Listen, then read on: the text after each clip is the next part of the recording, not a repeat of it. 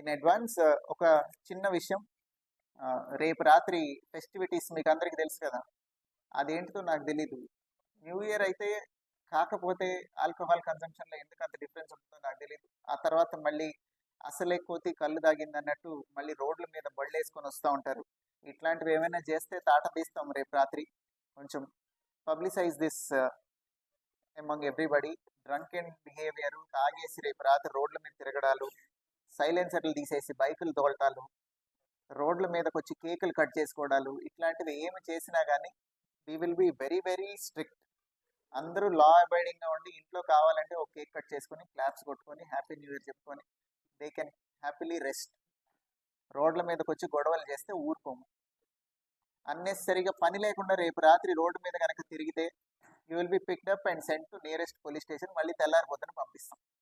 ఏం పని మీద రోడ్డు మీదకి వచ్చారో చెప్పాలి ఎవరైనా సరే రీజన్ రేపు రాత్రి.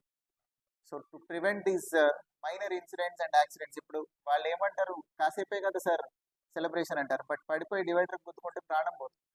We don't want that to happen. So దయచేసి ఇది కొంచెం take this message across to public. New year చక్కగా సేఫ్గా చేసుకోండి. సేఫ్ అండ్ ఎకో ఫ్రెండ్లీ ఎన్విరాన్మెంట్లో ఇంట్లో ప్రశాంతంగా చేసుకోండి. You need not create sound pollution or unnecessary disturbance to others. Thank you.